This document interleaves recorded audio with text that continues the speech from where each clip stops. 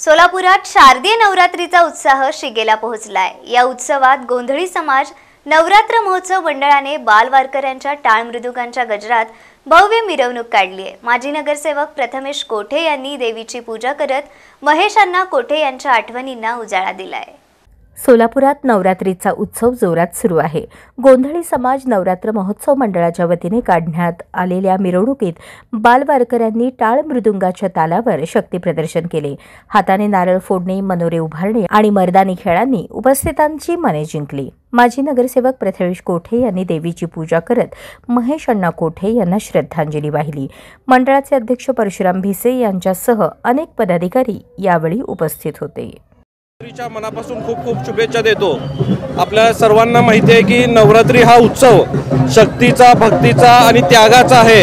अनेक जण आपल्या देवीप्रती आपली श्रद्धा कशी आहे आपल्याला पाहायला मिळतं। गोंधळी वस्तीचा हा मंडळ मला वाटतं दरवर्षी अति उत्साहाने हा उत्सव साजरा करतो। दरवर्षी ते महेश अण्णांना या ठिकाणी बोलवत होते आणि महेश अण्णा हास्य पूजा झाल्यानंतर या मिरवणुकीला सुरुवात ते करत होते, पण आज दुर्दैव ते आपल्यामध्ये नाही आहेत। पण त्याची आठवण ठेवून आज त्यांनी सर्वांनी मला बोलवलं आणि जे महेश अण्णांना त्यांचं प्रेम परत त्यांचं होतं, आज त्याच पद्धतीने माझ्या प्रति सुद्धा त्यांचं प्रेम आज दिसून आलं।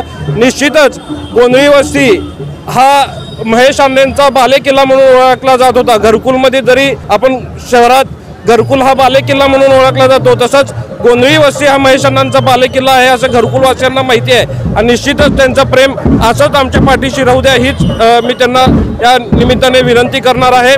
आणि ज्या ज्या वेळी गोंधळी वस्तीवरती काही अडचण आली ते तुमच्या अगोदर मी ढाल म्हणून त्या अडचणीला माझ्या अंगावर घेईल एवढंच वचन या निमित्ताने देतो। सर्वांना नवरात्रीच्या मनापासून शुभेच्छा देतो। आज आपण पाहतोय की गणेश उत्सव असू दे, नवरात्री असू दे, अतिशय उत्साहाने सर्व समाजातील लोक हे उत्सव साजरा करत असतात। निश्चितच मी सर्व मंडळांना सुद्धा या निमित्ताने हीच विनंती आहे की आपला उत्सवाला आतापर्यंत कधीच गालबोट लागला नाही आणि यापुढे सुद्धा कुठलाही अनुचित प्रकार आपल्या उत्सवात याची खबरदारी आपण सर्वांनी मिळून घेऊया एवढंच बोलून सर्वांना मनापासून धन्यवाद देतो।